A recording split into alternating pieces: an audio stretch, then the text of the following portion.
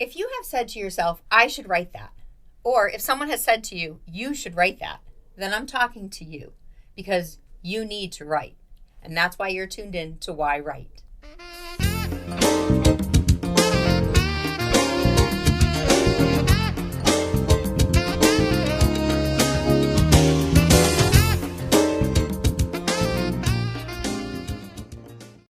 Hi, welcome to yWrite. I'm your host, Angela Grout. Thanks for tuning in for another episode to learn why writers are writing, what they're writing, and they're going to teach us a little bit about why we should be writing our story, because we all have that story that needs to be put on paper or told verbally. So however you're going to tell your story, hopefully you're going to be watching one of our shows here on YouTube or Spotify or wherever you're watching it, and you'll be able to learn something too.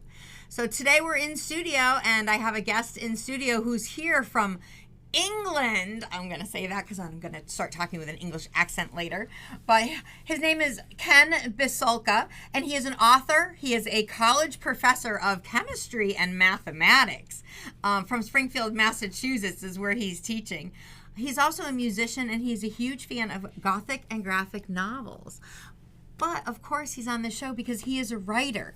And he is from England. He moved here to America in his 20s. And he became fascinated with mysteries. And we're going to talk about murder and mystery. He has writers who have influenced him, like Sir Arthur Conan Doyle and Robert Fleming. And we're going to talk to him about that. He uses his knowledge of different languages and dialect to give his books authenticity. He is the author of Blood in Nottingham. And, you know, besides writing English murder mysteries, he's also written a mathematics textbook. So, maybe we'll be talking about that too, because maybe one of you out there want to write a textbook. We'll see. So I want to really welcome him very warmly with big applause. I want to welcome Ken Bisulca. Thank you so much. Thank you so much, Angela, for having me. I met you on a stage. Right. And you weren't talking about a book. You had a guitar in your hand and you were singing. I did, yes. I started playing guitar when I was like 8, 9, or 10, something like that. And it was after I saw Beatles on TV back in England, back home. And, of course, I saw it on the big, huge screen TV, black and white, yeah. It was after that my mum bought me my first second-hand guitar, and I fell in love with it, and so I've been playing pretty much ever since. So yes, I learned you were a singer and a musician first. Right. I have to ask, is the dialect real right now? Oh my God, yeah. Because I'm saying you fake it really well. No. I wish I did. Yeah. So you're really from England. You're from Nottingham. I'm from Nottingham, and then when I was about 12 years old, 13, we moved to the west coast of England near Blackpool, and then because my dad got a job transfer, and then we moved back to Nottingham, and that's where I spent most of my formative years, as it were.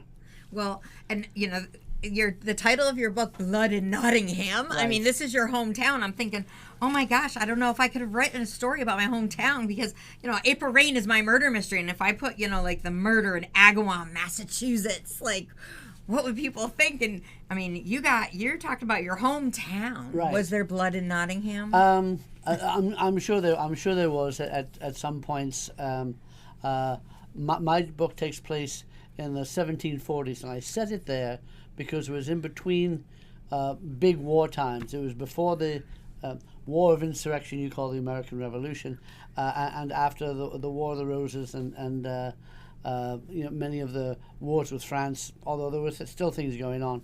But it was kind of a down time for wars, and so that's when I set it. That's when I set my book. Yeah, it's so interesting to me when authors do pick a different time frame, and you're doing the quantum jump into another reality, because there's research that has to be done. You can't use certain languages in that time. You can't, nobody can have a cell phone in the 1700s, I mean, they can't even have a telephone. So the fact that you have to do the writing to keep it authentic with that time, how difficult is that? How much research did you have to do for that? A lot of it was I got it from my own history classes, and then I did additional research in various different avenues. I have a History of England text book at home, and which is how I got that particular setting. I also got information on what Nottingham was like, what the cities were like in the 1740s, how they, what the people were thinking about, what the culture what the fashion was, was, like. things right, like that. Exactly. It's very cool. I mean, you're definitely like I'm going to say a history buff when it comes to like your hometown of Nottingham Right, and things. right. And you are a college professor, so I have to ask, like, why aren't you a college professor of history if you're a history buff?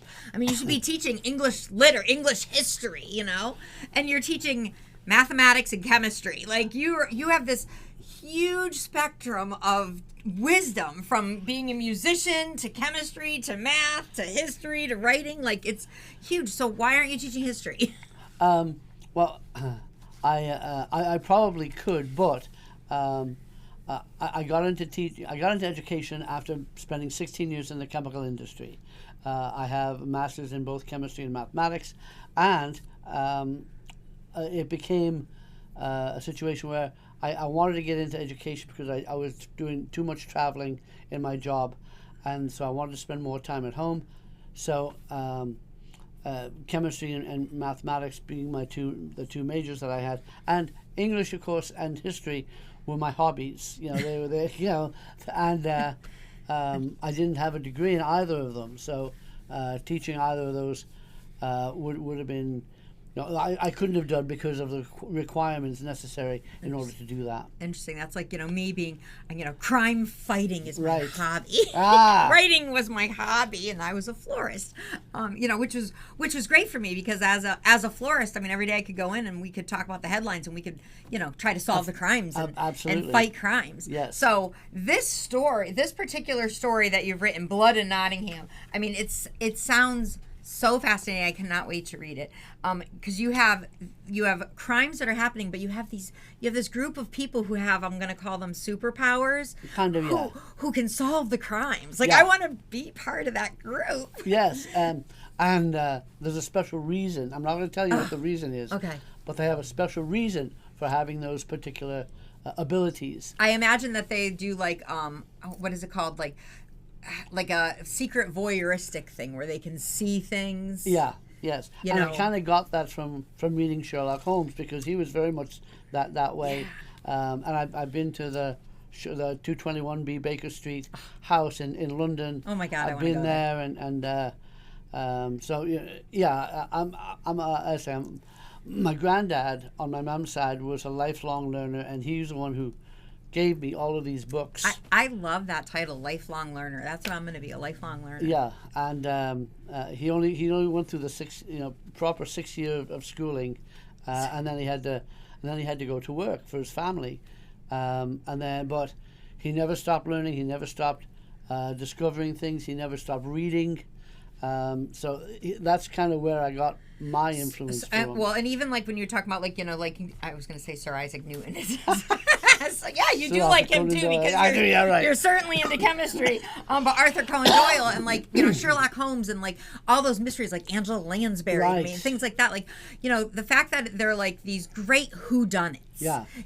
And for me, when I was writing my murder mystery, the audience knows more of what's happening than the characters in the story, which I always when you're watching a show, sometimes that's the case, but you're like, Right. how are they going to figure that out? And then you're still trying to figure out the whodunit all along. Yes. The fact that you created these characters to have some sort of supernatural ability or powers or just that intuition of trying to solve the crime doesn't give the audience those superpowers. Right. Exactly right. So it's very cool that you can show it and still let the audience continue guessing the whodunit. Yeah. The other thing I tried to do was lead people down blind alleys. Yeah. And because you think it's going to go this way, and then all of a sudden, oh wait, it's not. Yeah. Now where do we go? And that's kind of that was kind of the fun of doing it that way. So when you wrote Blood in Nottingham, Yes. what was the inspiration for this crime? Yeah. Is it from a headline? No, it was. Again, I started again reading some Sherlock Holmes, and I'm like, and then there were some Gothic novels that or graphic novels. Yeah, you like the Gothic graphic stuff. Yeah. And so that was kind of the inspiration, and said, I'm thinking of a mystery with this twist on it, and that bit on. By the way, there are also some naughty bits in the book. I have to tell you. So, Okay. So we got some hot scenes. yeah, there are. And so how do I do that? And again, so as I would progress through the book, I would get to a point and say, wait a minute, I haven't explained that, and then I have to go back and fill in the spaces to do that, so that once that came up, I remember that from and it's interesting that you bring that chapters, up, because that's part of like the editing or proofreading part, where when you're writing a story, whether you're writing it in like the chronological order, or like I have a book coming out next year that like I did the outline for it, and sometimes I would just pick a random chapter to write. Right. Okay. And then putting it together makes you say, oh, well, I told this in chapter 17, but I got to introduce it a little bit more here. So that's where that editing comes in, and sometimes it's not that hard to do. Like, it's just like a line or two you have to throw in. Yeah. See, with my maths and science background, I was very concrete sequential. Okay. And so did chapter to chapter to chapter to chapter to chapter. So, and that's when I got to, I haven't talked about that before, and then I had to go back and fill in maybe a paragraph or two paragraphs. Yeah, figure out where it needs to go. That would make sense. Exactly. Yes. Especially writing a mystery. Right. You have to kind of keep those twists and turns, like you said. Try to get someone to think, oh, let's go down this path, and all of a sudden you got to plant that seed, but then let it go. Right. Right. So, I'm going to ask a silly question, but for me, it's I always am interested. Do you handwrite, or do you type, or do you dictate? You do type. Yeah. Okay, because I always see. Now, having said that, I do, like, when I want to put this in here, and I'll write it down. Yeah. And then like, make, as you said, make notes, make chapter notes, make topic notes, that type of thing. But no, I generally type it out. But again, making notes here and there. Oh yeah, I want to add that in. How long does it marinate in your mind before you're typing it out? Usually a couple of days, because I'll have it in the back of my head and say, yeah, okay, don't forget, I want to put this in someplace, and so yeah, but yeah, a couple of days, I think. So yeah, it's interesting, because we get the mind that marinates the story, and then the physical working, getting it out of the mind through the fingertips onto the page. Right. How long did it take you to write this book? It's going to sound really weird, but it took me about 4 or 5 months. No, that's. And I don't know whether that's normal. Well, I wrote An Angel's Journey. I wrote in 9 hours. Okay. It was binge writing. Wow. I took about 2 to 3 weeks to write Dear Baby Get Out. However, the research on it was almost 10 months, because it's my pregnancy, Right. And then and April Rain took me like 25 years. like ridiculous. And the book I have coming out next year, called Beat in My Breast, that one, it literally probably took me 6-8 months, but then I had to sit on it for like 2 years before I could go back to like look at it and kind of revamp it and things like that. Yes. So it is, every book has the right timing. I have to just say when the time is right, it happens, because I beat myself up with someone going, I wanted to get that book out 2 years ago, and no, it wasn't the time. I have a sequel to this one. Oh. That and I'm about between 35 and 40% of it is done. Nice. And but I've been so busy with my classes at both Western New England and AIC, and then going on holidays and this I haven't touched it in a while. So I am this Christmas holiday, because I'm off now. I know. Well, that's how I got you in the studio, because I knew it's hard to get you in studio when you're teaching classes. So I am going to be working on it quite a lot. I want to be English. I'm going to call it the Christmas holiday. I want to have holidays. And why don't we talk like that in America? Not necessarily the accent, but just treating it like a holiday. Right. It's like, it's Christmas break. Like, what, we're breaking our life in half, like, no, it's a holiday. Take the time off and and enjoy it and Right. make the most of it. I'm a graduate of Western New England All right. That's College. Okay. Yeah. Not the university, Right. which it's all one and the same now. Now, But yeah, of course, us who were part of when it was Western New England College like to Yes. still call it the college, Right. even though they've transferred to Western New England University. So yeah, I mean, I graduated many moons ago, so I didn't have you as a college professor, but I just think I would have loved to. It'd been so fascinating. Yeah, and it's funny because I taught 3 sections of pre-calculus and 1 of statistics this past semester at Western New England University, and it's funny because when I got the classes, the department head told me that that pre-calculus class, everybody struggles with it. It's going to have blah blah blah. I had such great classes, and Really? and I was even asked, how do you do that? Everybody else has had struggles with it, and you've had 5-6 people in the class who've gotten A's rather than. Wow. Well, what are you doing? And basically, I told them that on the very first day, and I'm not going to do this online, but I'll go up to the board and purposely make an error. Purposely make an error. Yeah. I made a mistake, and and of course I'll hear in the back, and then I'll go over to one of the people in the class and go, he said, and the whole class breaks up. But what that does, and again, I've never taken a psychology course, but I apparently am very psychologically. Yeah, I was going to say it's got to loosen everything. That's the whole thing. Yeah. It brings the stress level. Yeah, completely I mean, because down. calculus is a very stressful subject, and Yeah, you and- go in like on guard, you Right, know. right. But I did not like calculus. But I said I had 4, and 3 students in each of those 3 classes who've gotten A's, which were exempt from the final exam. That's nice. So and it was just, Well, they do say, I have read where if you're more relaxed in an environment that you're Right. learning, you absorb more. oh my gosh, yes. I mean, if you're tense and stressed and you're like feeling, oh my God, I got to memorize this, and you're, writing all these, taking 1,000 notes, you're getting you're learning from the professor, but you're writing it down and then you're just walking away. And Right. it's like you're not absorbing it. Yeah. So there is definitely something. So kudos to you for doing that for sure. One of the things, I'm sorry, just No, quickly, no.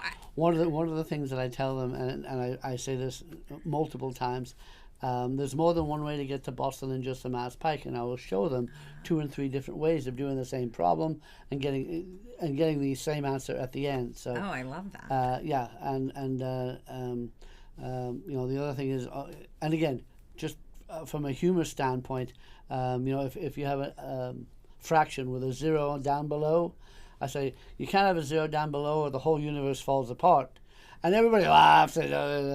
But I say that 3 or 4 times during the course of the semester, and all of a sudden now they'll say, "Oh, 0 in the denominator. Okay, You just remember whole it. universe falls apart. Yep. Okay, got it. Yep. Yeah. And so those are the kind of the little things. I mean, look, that- you just taught me that now.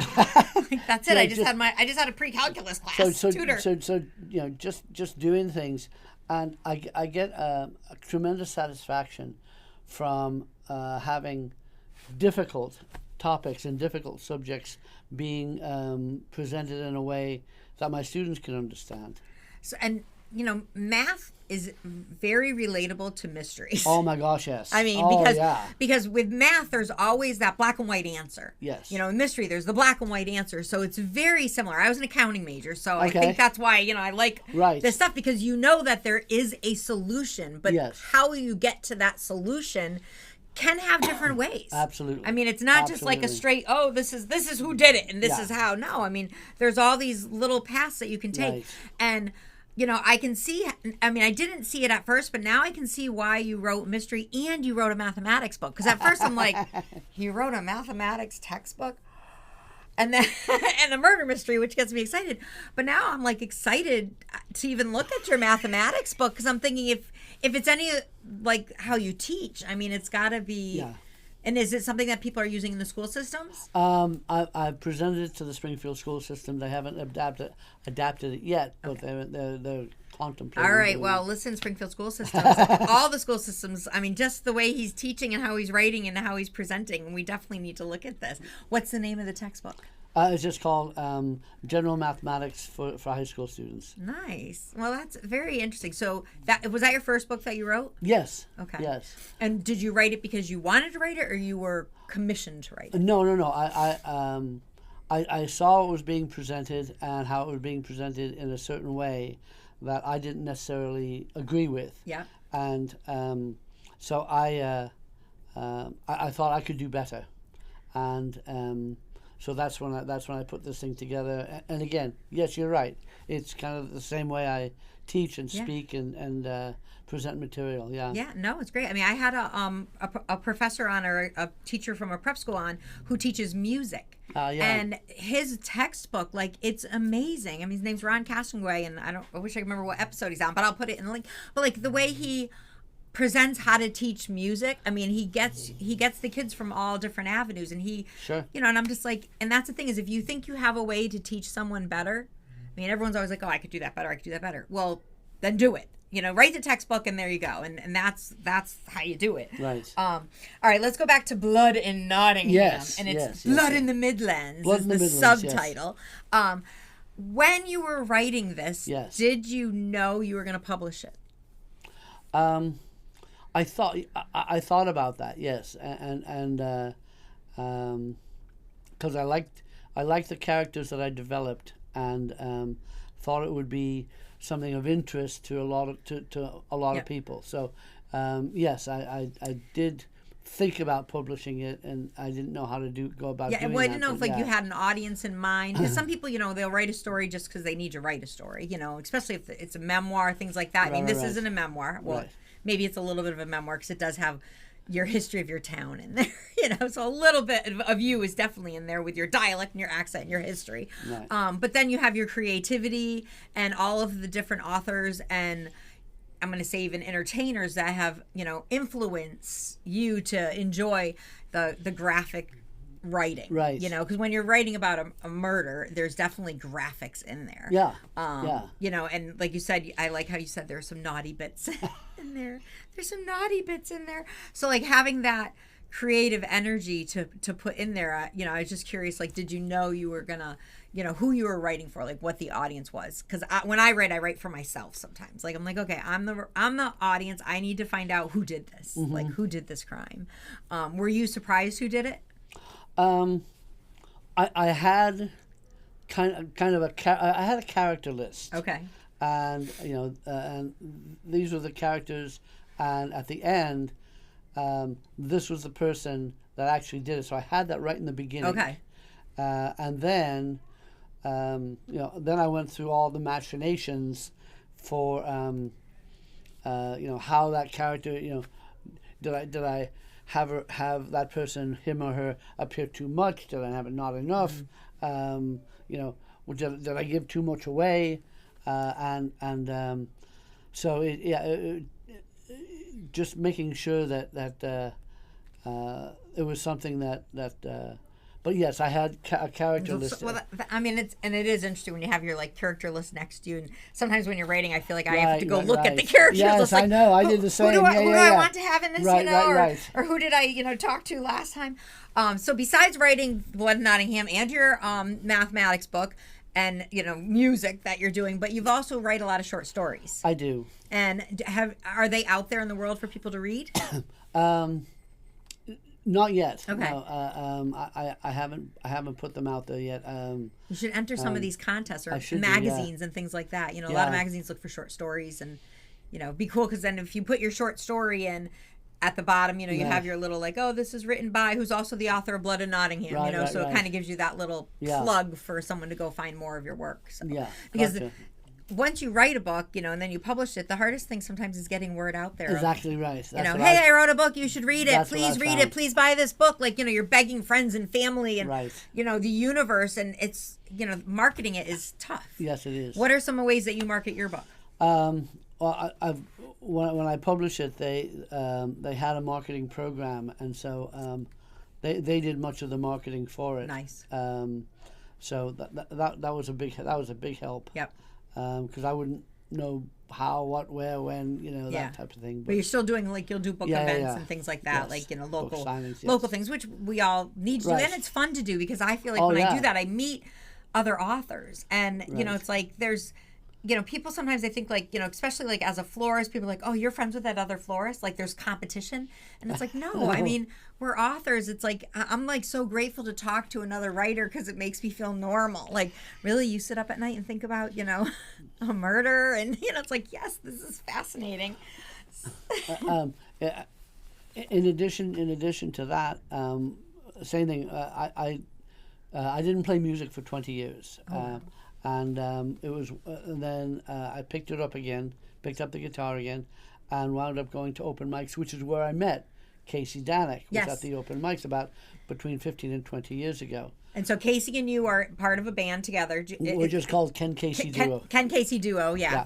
And and we do play around the area. Yeah, I got to videotape you, and I sent it to Casey. Casey is a fabulous cameraman, and he is a great editor. And he took the footage I gave him and kind of created something with it. Yeah, so, it was really super. Yeah, it's very cool because I was like trying to take different angles, and I've been like just dabbling with filming, people to. Like I don't know if I'm necessarily a filmmaker to do the camera work, but I'm trying. Absolutely. I mean, Casey Danick, he's been my cameraman when I've done Out and About with Angela Grout, little serious things. So, I mean, he's, again, I always find that people who do one thing are so talented that they do multiple things. So, yeah, maybe I can put the link to your music in too. Whoa, we're going to have lots of links on here, so please check them out. So, Ken, where can they find your book?